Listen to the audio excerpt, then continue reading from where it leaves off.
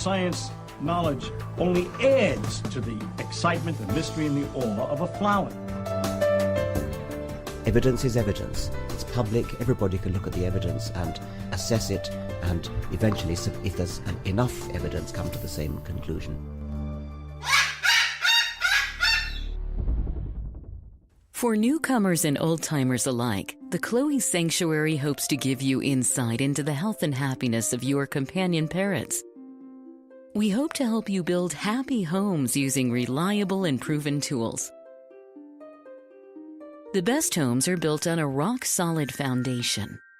And the best foundation for a happy home is the bedrock of science. When we stand on the shoulders of giants, the scientists who have worked long and diligently to understand our companions, we can reach new heights of understanding. And understanding is the key to success. I think treated, most of these birds have a good prognosis, and I would say in... What does avian veterinary medicine have to tell us about our feathered friends?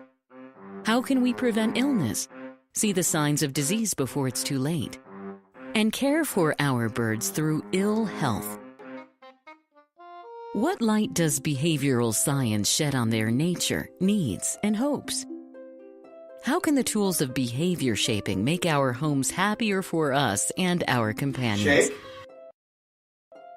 How can we deal with biting, screaming, or other misbehavior? What is it like to live among parrots? Let them roam around about you and share a life with them. How much freedom do you give them? What happens if you form a bond of trust with them? Watch and see what understanding their true nature can do for you. Come with us on a journey as we do more than examine a parrot's world. We live in it. Make some popcorn and bring in a few wood blocks. Let everyone have something to chew and a comfortable place to perch. Cockatoo is a presentation of the Chloe Sanctuary for Parrots and Cockatoos, a nonprofit charity dedicated to the empowerment of captive parrots and public awareness. I'd like to do a big shout out to those people who make this video cast possible. Cockatoo would not be possible without our patrons.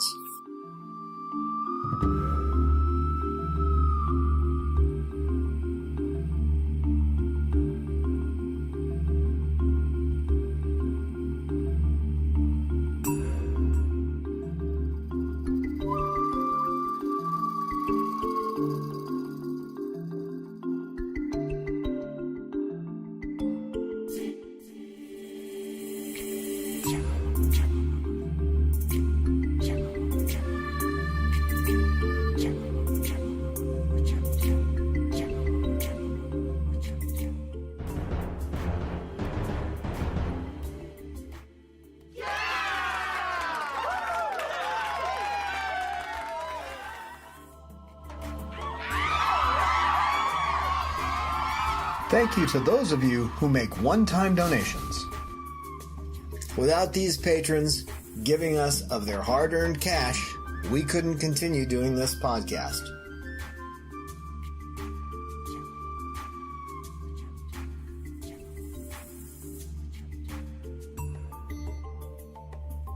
I'd like to urge you to please give us at least $1 per episode. We do 2 episodes a month. We'd like to do more, but in order to do that, we have to have the time. And right now I'm spending a lot of time trying to beat the bushes for the Chloe Sanctuary.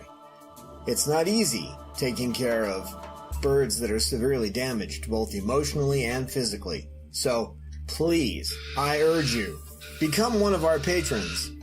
And I'm sure that Peaches would thank all of our patrons in person if she got the chance. We try to answer questions from our viewers as we can. If you are a patron, be sure to email us at patron@chloesanctuary.org, and your questions will take precedence. We always put our patrons first because they put us first.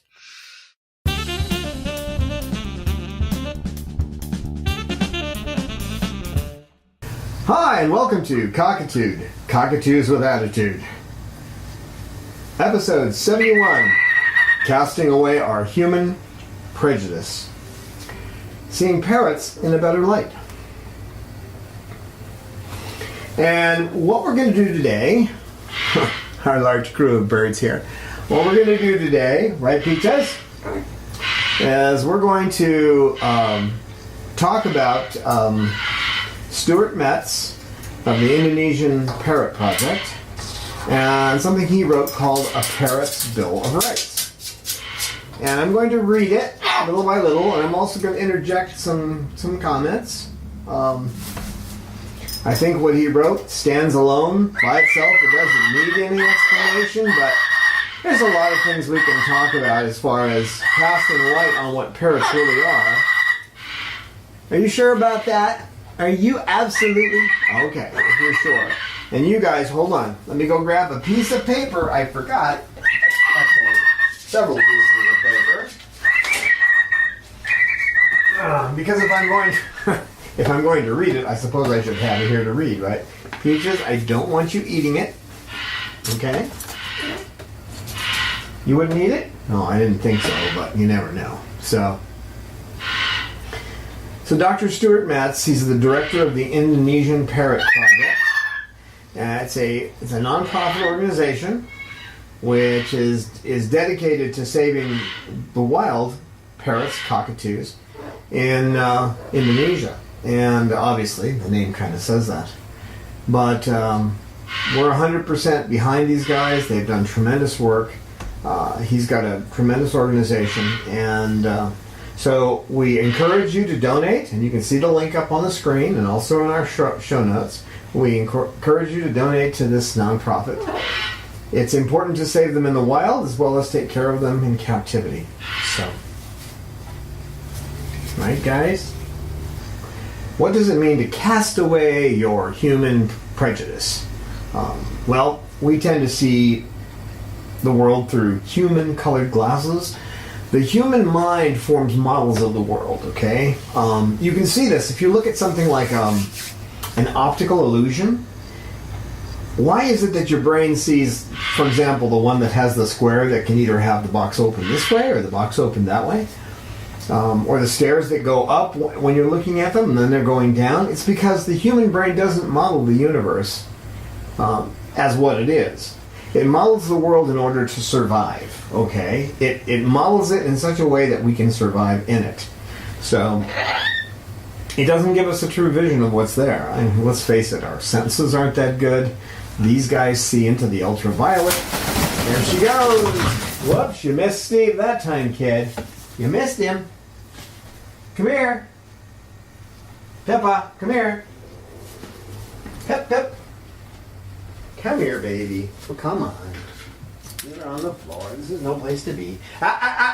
You're not going to go over there. Nope. Thank you. Well, come on, sit on. You can sit on my chest. You can sit down there. You like to sit on my chest. I know, a little loose. I know. So where was I? So the human brain does not do a good job of showing us reality, okay? It gives us something we can work with, but so we're biased too. We tend to look at things from a human point of view, from a mammal point of view, and these guys aren't mammals, okay? We have to use science and observable behavior to help us to understand these guys. So some people they like to call them FIDs, all right? As in feathered kids. These are not kids. These are aliens. They're in a different world. Kind of like E.T., you know? Kind of like E.T., only they were here before us. I mean, birds in the wild were well defined before humankind came along, so they survived the meteor crash 66 million years ago. Didn't you? Yes, you guys did. Yeah, even those of us who have swallowed some lead and had to have it surgically removed. Let go of my fingers because I need to use them, okay? So we should stand in awe of these guys and always be ready to learn more from them and about them.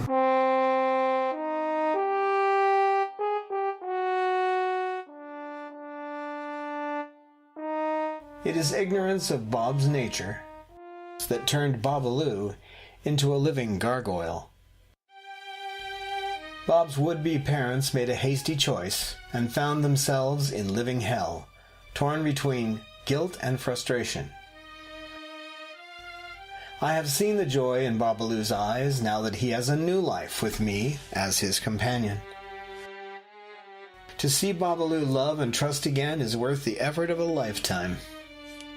But, once again, Bob is heading toward the pain of separation. My heart nearly broke the day I discovered that he was heading toward a cloacal prolapse, that his life will be cut short. To find love and acceptance and then have it stolen away from you by failing health is too much to bear. We can slow the progress of his failing health, but we can't stop it. He will need several surgeries, and eventually Babaloo will die.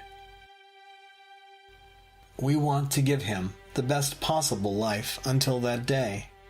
His surgeries will become progressively more expensive over time. Won't you please lend Babaloo a hand and donate to his medical fund today? Our donation button is on our webpage at www.chloesanctuary.org. Just be sure to say, "For Bob," in the notes when you donate.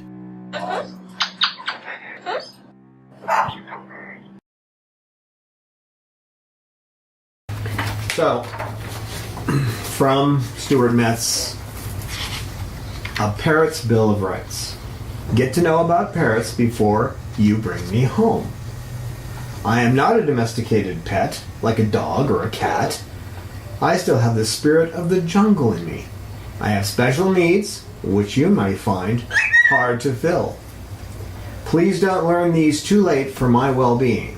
And please don't acquire one of my cousins from the jungle. It will jeopardize his survival and well-being. And that won't be a party for you either. He talks about get to know them. Well, here's some things that we tend to misunderstand and not realize about parrots until it's too late, most of us. The first thing is that parrots chew, okay? It's how they maintain their beaks. It also seems to be a pastime, kind of like chewing gum. But they chew things. So if you've got anything around the house you don't want chewed, well, the odds are it's going to get chewed. You don't have to look around very much around here to see something that's chewed. I think these are fairly new pants I'm wearing, but most of mine have holes in them because you can't keep your eye on them all the time, and they will chew, okay? They vocalize. They vocalize. They vocalize loudly, right? How come you're so quiet today? Usually this one doesn't like the camera. She's going on and on and on. But so they vocalize loudly. They have incredibly louder voices than we do. It's one of the ways they bond together. It's how they bond together as a flock. It's how they show their emotions a lot of the time, although they can do that with their feathers too. It's how they give warnings, their flock calls, hey, danger, predator. It's how they call it, hey, Simone, let's go down and, hey, Pippa, let's go down and get some of those berries.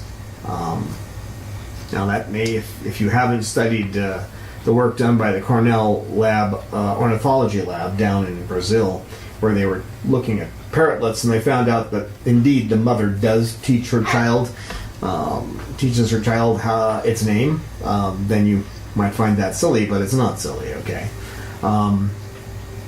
You will never know all the reasons they have for vocalizing, for making those sounds. And know that you must accept their being able to vocalize within certain limits. You can help them choose to do it at certain times. It's more natural to do it in the morning and in the evening. So, but you're on my hand and I have to use it, silly. Beautiful song, Peaches. Beautiful song. Okay, out in the wild there are no tables. So if you expect these guys to have table manners, you're living on a different planet than I am. When they don't want something, they discard it. They don't throw away the last part of the apple slice. They throw away the handle. It was the thing they were holding.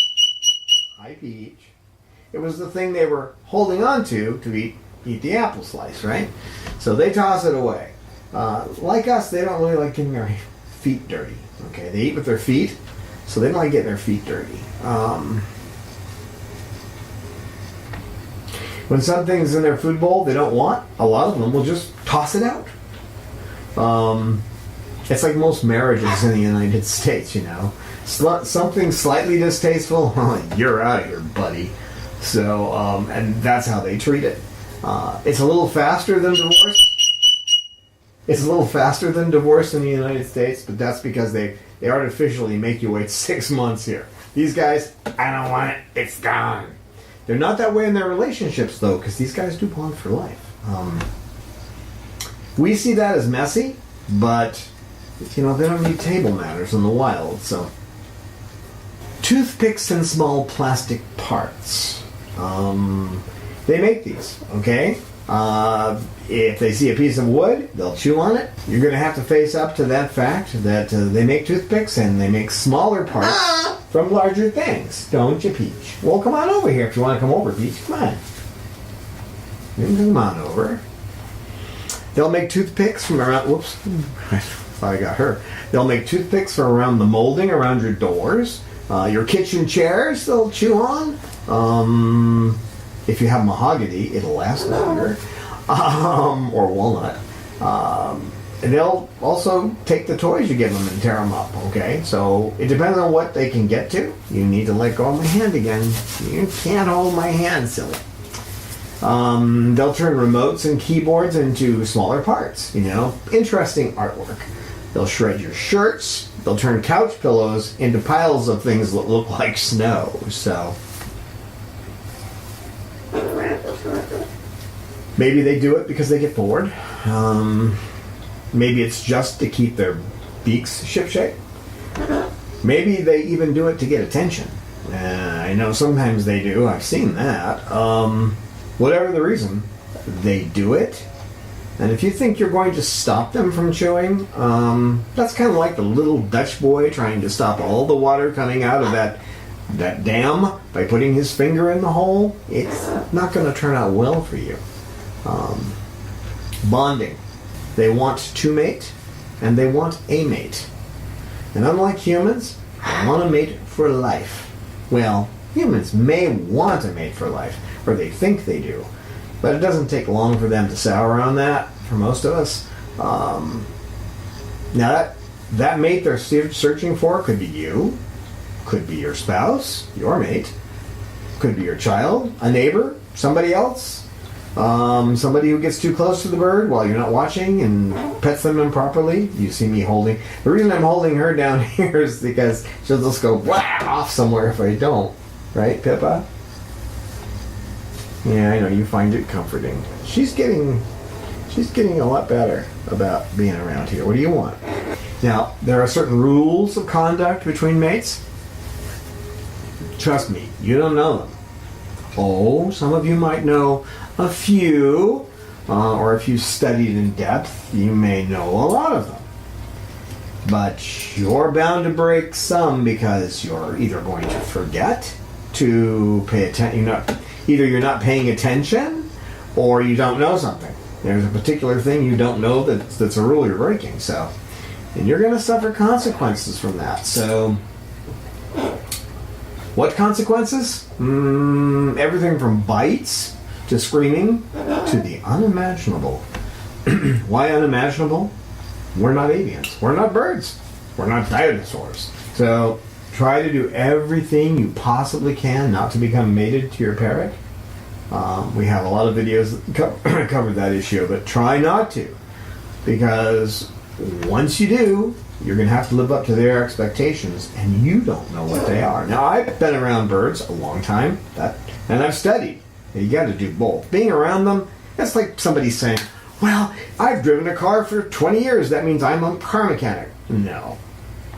You may know some things about cars, but you may have some ideas that are just totally wrong. And that's why you need to study, because the ones who studied these guys know better than we do what they're really like. So keep in mind that they mate for life, so unless you're ready to take a vow that is, for better or worse, through sickness and in health, etc., etc., You don't want to get involved in that kind of relationship. I had one guy telling me that, well, he felt sorry for his bird, so he got it a mate. And after that, they didn't pay any attention to him, either bird, okay? So you can be shunned, you can be threatened, or the male may kill the female. There are a few species of parrot that can go the other way around too. Captivity isn't conducive to happy unions with parrots. Even the breeders, when they have these birds and they're breeding them, they keep a pair together and they take the eggs away from them as soon as they're laid, and then they throw them in an incubator. I disagree with this whole process, but that's what they do, okay? A lot of these birds will destroy the eggs as soon as they're laid. Now, they're curious, they're alert to their environment, okay? And they're aware of what's going on around them, more than we are, okay? Curiosity killed the cat. Well, the bird laughed at her, okay? You can't sneak anything into their world. I told the story about Chloe and the Rumford baking soda, or baking powder. You can't sneak anything into it. I told the story about Lorelei with me wearing the earpiece and coming into the room where she couldn't see it, but she figured it out anyway. So I lost my glasses to the floor over that one and the earpiece. So you're not going to fool them, okay? Now, the ones that you'll find that don't appear to be curious are the ones that have been mistreated, they've been ignored, shouted into submission. Those are the only ones that you're going to see that don't look curious. And they may not be curious, but they're alert that danger may be around the corner at any time in most cases, unless they're totally psychotic. Parrots can be wary of new things, okay? You bring something new in, you don't think about it. I know one person was telling me that, well, I haven't changed anything, and their bird was acting funny. They had brought some boxes in and stuck them in a corner, and that had to set the bird off. So, if you just think of new additions that you're putting on your coffee table as plastic scorpions or little scorpions or snakes or something like that, that's how the bird might see that. You don't know what they're seeing it. You don't know how they're going to react to something new that you did. So slowly add things to the environment and watch their reactions to it, okay? And don't expect Uncle Ernie to be a big hit with Polly, okay? Sometimes human mannerisms will evoke a fight or flight response. So Uncle Ernie may come in and say, "Oh, you got a bird," and walk over, and the bird will be like, whoop, right to the back of the cage, wings against the cage, get him away from me. Or it might work the other way. Uncle Ernie might put his hand in there, the bird will come right up, and then, because Uncle Ernie is chomping at the bit to hold this bird, he puts his hand there, and the bird says, "I'm chomping Uncle Ernie." So,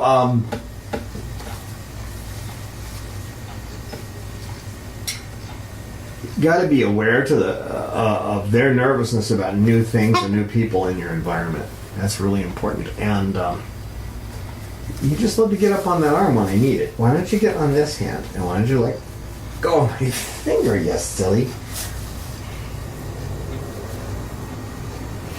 And, keep an eye on your uncle too, because even if he can cozy up to Polly and it all seems good, he might be petting that bird constantly down the back or petting it under the wings, and next thing you know, you might lose your friend. Because Uncle Ernie takes over, right? Becomes the bonded mate of your bird that you have worked so hard not to become bonded to. Do you want to let go of my finger, please? Thank you.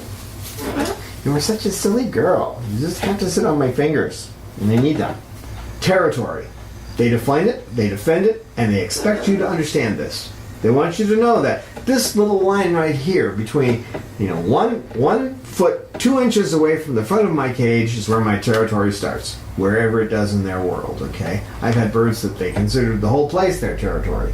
So they know what it is, they expect you to understand it, they expect you to see the signals they're giving out, and if you don't, well, then the real problem there is that territoriality usually causes what we see as aggression, when actually they're just protecting their environment, okay? So it's your job to know. Their minds are their own. We can't control them, or we shouldn't try to control them. If you've watched our training series, you'll know that there are ways to persuade them. But when we work using applied behavior analysis to persuade them, we're trying to get them to make the choices we want them to make. But they're making the choices. We're not. We're offering them, you can have A or B. And if they, we're giving them a choice. We don't mind whether they have A or E, right? They can have either one. We just don't want them to have C. You can have this piece of wood, or you can have this toy, but don't eat the curtains, that kind of thing. So we help them to make choices by offering rewards, okay? And the reason we do that is because we want them to make their own good choices. We want to lead them to making good choices. Their behavior isn't compulsory. Okay, they don't have to do what we tell them to do, and they seem to innately know this. So it's optional based on their own needs. Working with parrots is like negotiating treaties. It's not even remotely similar to telling employees what to do. So you'll be rudely awakened one day if you try to compel your parrot to do things. You try to force them, like the people who say, I gave my parrot the command. You never give your parrot a command. You give it a cue. You show it something. It's a cue. Like when I go like this, that's a cue to stand up.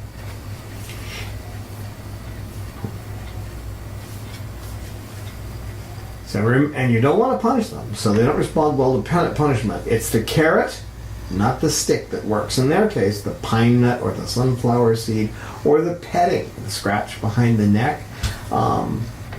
Now, if you think you know what your bird is thinking, if you think you're psychic and think again.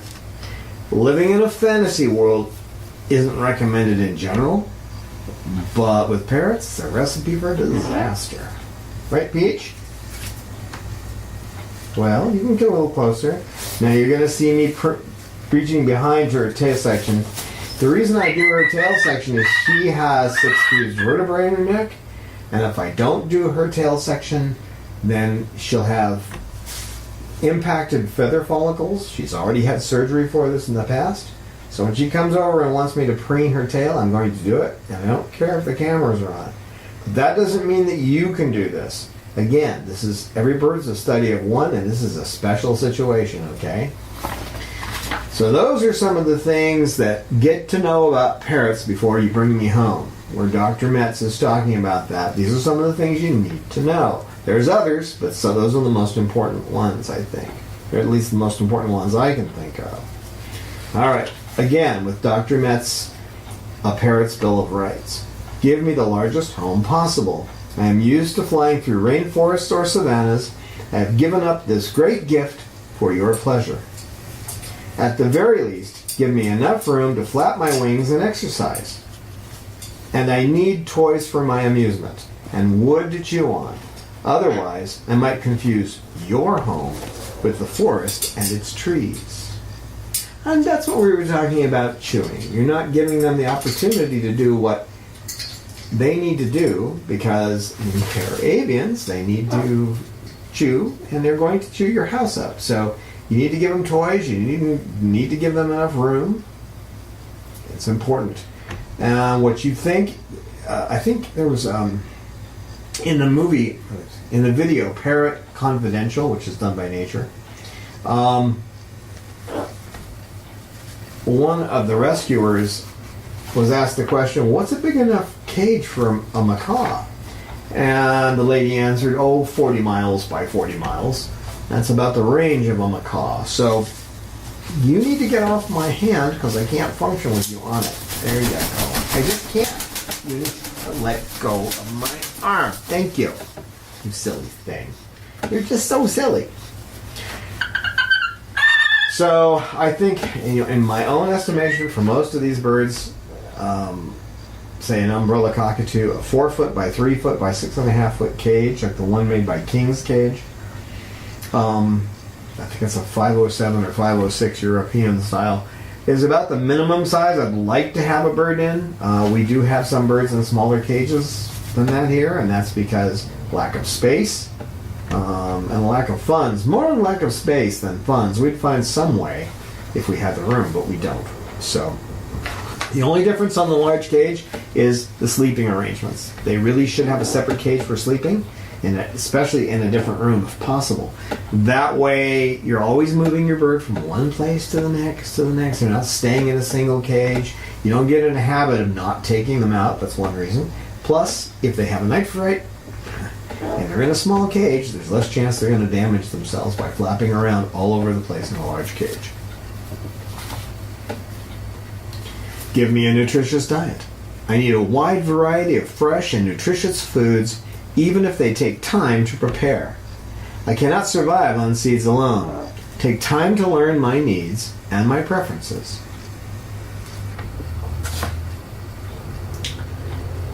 So, I don't know how many people I've run into that are just feeding seeds to these guys. That doesn't work.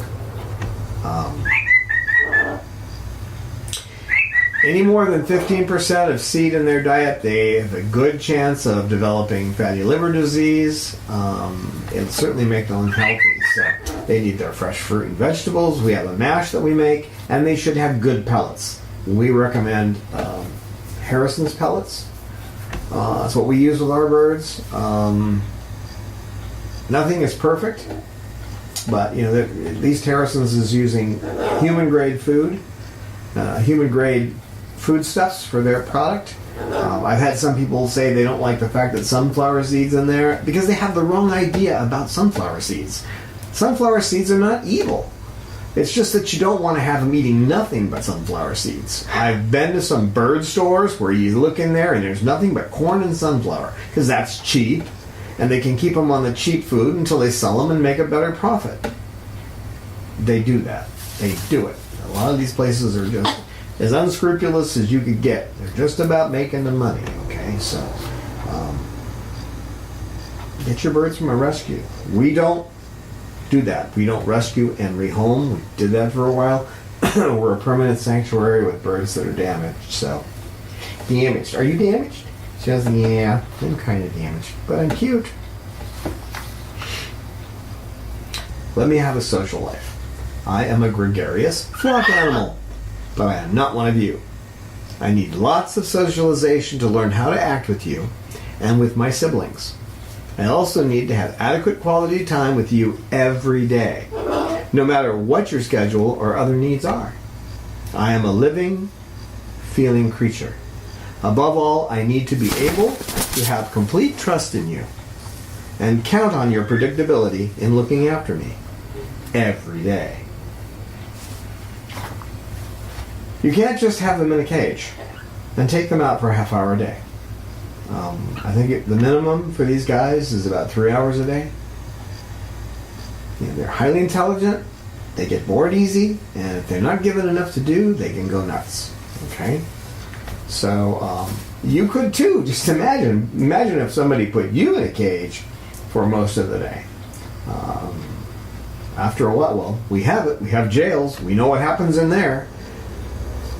They at least get to socialize. But if you know what happens in those cells, where it's solitary, that just breaks down the personality, and it does it with them too. I've seen it personally. I've seen birds that have had that done to them. And that story I wrote, Corazon, is actually the truth. I used a different name, but it's actually a bird that I met that had been treated that way. Her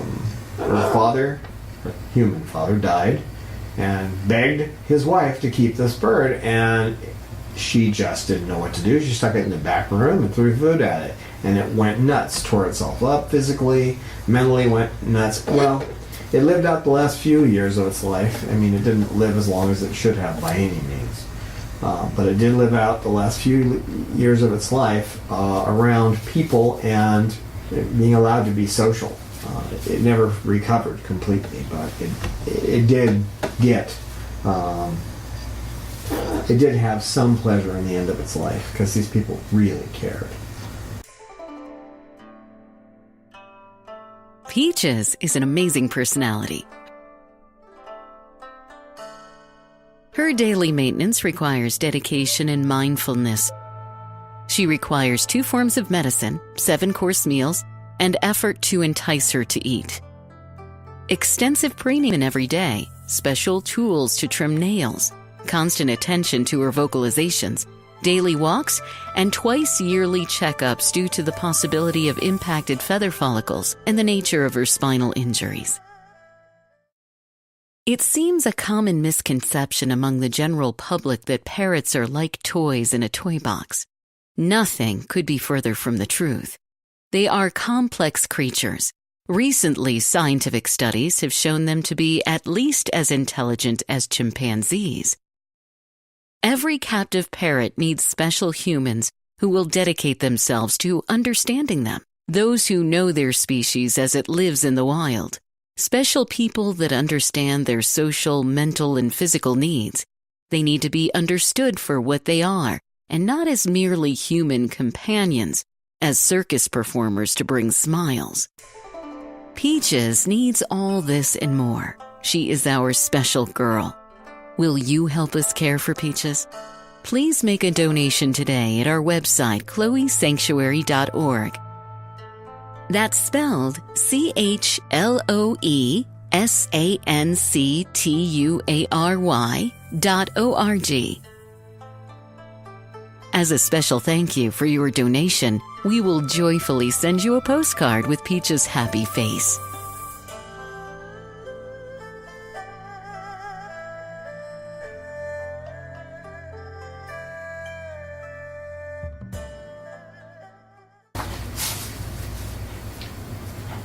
Let me be clean. I may like to drop food or even throw it, but I need meticulous cleanliness to be healthy. My skin itches without frequent showers. The barbs of my feathers won't seal if they become oily, and worst of all, I may become ill if my food or water is not always sanitary. So 3 times a day, change the water. You know, it's like in Sweeney Todd, 3 times through the grinder. Okay, 3 times a day, and if you look and it's dirty, it doesn't matter. If it's you already done 3 times, do another. You know, clean it again. So 3 times is bare minimum. Excuse me, Pippa. You know, it's really hard for me to use my hands if you're here. You know, that's Pippa. I'm right-handed, Pippa. I'll let you sit on my left, okay? Now, showers are fun, and we've had birds like Roman who wouldn't take a shower. He was obviously tortured with squirt bottles, but he loves showers now, and if you just take a fine mister, a poop off makes a good one. That little fine mister they have, I know that sounds silly, but they don't just have their cleaning solution, of course. It's still the brand name poop off, but their sprayers are excellent. So you can spray them down just like a couple of times, or let them watch you spray another bird. But anyway, it's fun to give them showers. Eventually they'll put their wings out and dance around, but they need it too. I need my own doctor. You may not understand my physiology, and therefore you may not recognize it early on when I get sick. And it may be too late when you do, because I hide my illnesses. Remember what I said about being an animal of the jungle, where there are lots of predators. And I need an avian vet, a specialist. No HMOs for me, please. If you can't afford one, perhaps you shouldn't have taken me home. Now, avian vets have to study a lot of things, but I'm going to give you the quick rundown. I'm just going to name a number of things to show you why you have to go to an avian vet. We have muscles to inhale. They have muscles to exhale. Okay? We have red blood cells that don't have a nucleus. They have red blood cells that do have a nucleus. We have X and Y chromosomes. They don't. They have different chromosomes. They have a different way of evacuating than we do. Everything comes out at once. For example, with cockatoos, they have a renal shunt, which means that if there's some kind of a problem, they can bypass the kidneys and go directly to the liver. Okay? So if you don't know that, and you see a whole bunch of liquid coming out of your bird that's like they've doubled up in the volume of the liquid, you may think they have diarrhea. But if their feces is still solid, they don't have diarrhea. They have an internal problem that needs to be seen by a vet. So you need to learn the warning signs of disease, and at the same time, they have to have a specialized avian vet that they need to see once a year, okay? Please don't punish me. Just as I don't always understand your peculiarities, you may not understand mine. Don't try to get in trouble. See, I don't try to get in trouble. Remember, a house is not the jungle.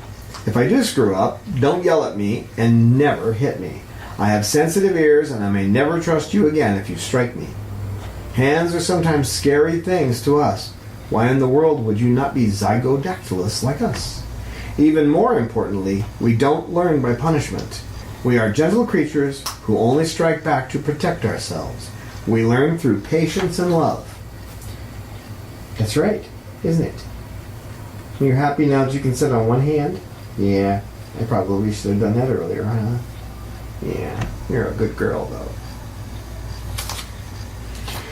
Now, we've talked about an ABA punishment. Now, there's a different meaning for punishment in ABA. Punishment means to reduce or extinguish a behavior. So, when you're punishing a behavior, it doesn't mean you're hurting a bird. It just means you're doing something to reduce the behavior. So, it's a different meaning. But in this case, we're talking about people who do things like hit. They hit a dog with a newspaper to keep it from peeing on the carpet. That's punishment. You don't do that to these guys, okay? Hello! Hello, peaches! They're smart enough, you can teach them by offering them choices. And, of course, you can check out our training series where we talk about how to work with these guys to show them their options and help them make right choices so they fit into your world. And you fit into theirs that way, too. This helps to build the bond between you and them. Speak my language. I know you get upset with me when I knock over my water bowl, throw food, scream, or pluck my feathers. I don't do these things to annoy you. I am probably trying to tell you something. Perhaps that I'm hurting, lonely, or sad. Learn to speak my body language. Remember that I alone of all creatures on this planet learn to speak yours. And they talk more with their feathers than they do with their vocalizations. But, for example, with Coco, she has a vocalization. She goes, that's her way of just letting you know she's there and she wants something. She wants attention, she'll do that. You've been awfully quiet today. Are you well? Yeah, your poop looks good. I don't know about you. You're too quiet. And you're sleeping, Lorelei.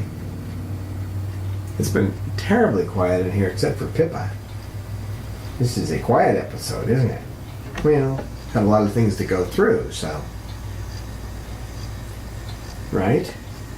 So, they have lots of ways of talking. The position of their feathers, the shape of their eye, their body, overall body position, whether they're leaning towards you or turning away. Like, for example, when a bird does this, it's looking for a place to go. As in, I'm going to get out of here because there's a problem, okay? So, learn their language. And it's fun to learn it. There's a different language for every one of them. These two right here are new at the sanctuary, Lucy and Pippa. And I've been learning their language. And they have different ways of expressing themselves. Because they weren't hatched into a flock. Right, Cause? Right, Cause? They weren't hatched into a flock, so they don't have a common language. They have the language of whatever they learned wherever they were. Pippa. Right, Pippa. It's okay, girl. It's okay. Yeah, I know. Yeah, I know. You want back up on the hand. That's okay. See me as an individual.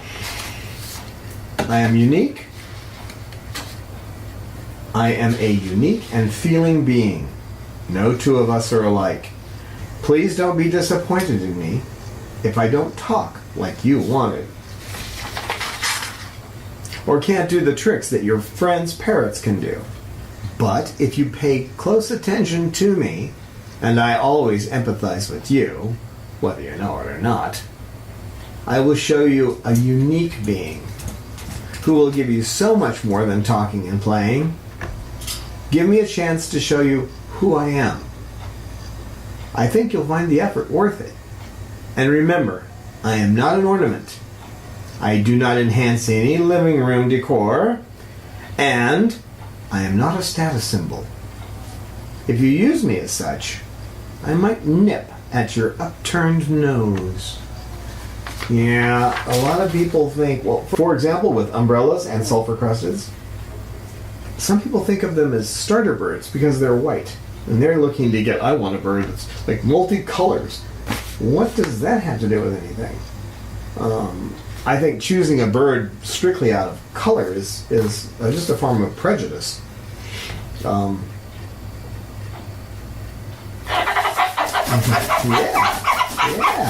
There you go. There you go. That feels good. Thank you, baby. Thank you. That feels good. Thank you, Pippa. Good girl. You know, that's a behavior that I want to encourage, so I'm obviously talking as nicely as I can. I'm also expressing my own true feelings, but it doesn't matter. In this case, she sees it as reinforcement. So, and many people think, well, I want to get something exotic. I want to get just something that's different than what everybody else has, and that often is just the desire to show off. Okay, it doesn't work with these guys. They deserve a lot more than that. So if you're going to get one of them, get yourself a rescue, find out what problems it has, and deal with them. Okay? Learn what you can, and promise yourself that you're going to do everything you can, and stay with them. Unlike with most marriages in the United States, you're going to make a permanent commitment. The only time you would change that would be if you really just don't have the skills to work with the bird, and you can't make yourself do it. But you should try to get those skills, and you should not give up easily. Unless, of course, I'll give you an exception. There was a lady who had a Goffin, and this thing was tearing itself up terribly. I mean, it had cut its skin, and it was awful. I'll put up a picture of Sydney, but it took 3 months to get this woman to give up the bird. She said, "Oh, I just can't give up. I have to keep trying and trying." But she wasn't really doing anything. She took the bird to the vet, but she didn't know how to work with it. Well, it died eventually. We got it, and one of the board members and her mother took care of it 24/7, but it died of infection.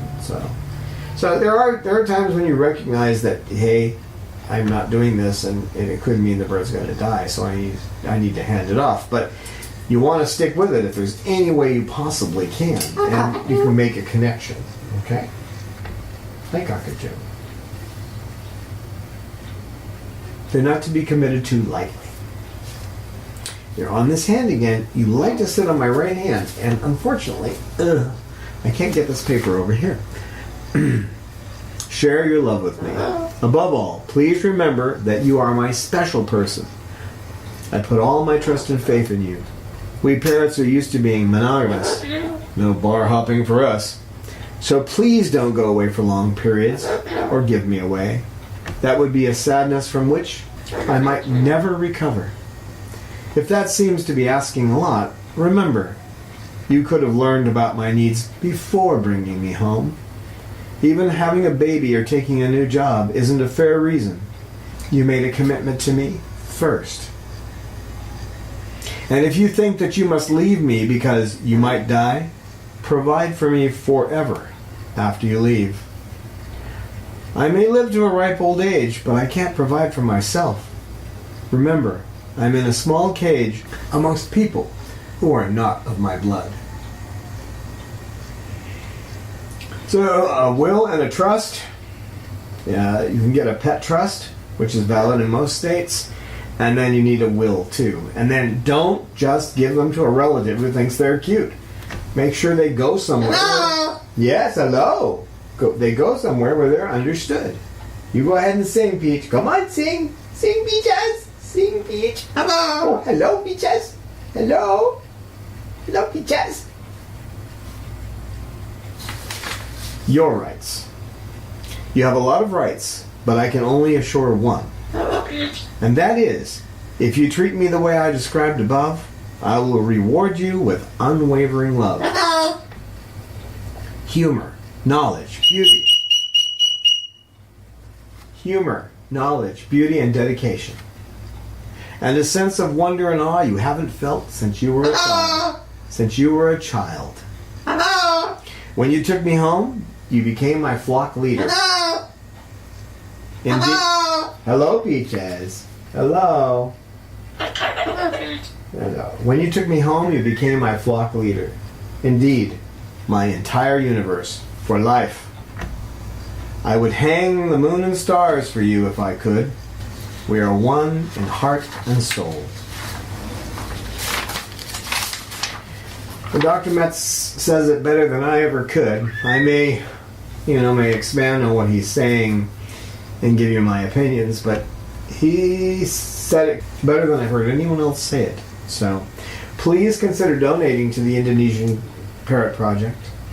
You'll find the link to that in our show notes and on our website. So, right, Pippa? Pip, pip, pip, pip, pip, pip, pip. Oh, you're so happy you get to sit on my right hand. Yeah. So do you want to say goodbye to the people? Or maybe Peach, you want to say goodbye to the people? Come on up. Peaches, you want to say goodbye to the people? You want to say goodbye? You guys both want to say goodbye? Peaches. Very good, Pippa. Very good. Well, she's saying goodbye. But you can look cute. It's easy for you because you are cute. Thanks so much for watching, and special thanks to our donors and our patrons who keep us going. Because without you guys, we couldn't do what we do. We welcome your feedback on our videos. We look forward to your insights, tips, questions, stories, and pictures. You can email us at cockatoo@chloesanctuary.org, reach us on Twitter @Chloe Sanctuary, and join with us on our Facebook Chloe Sanctuary page.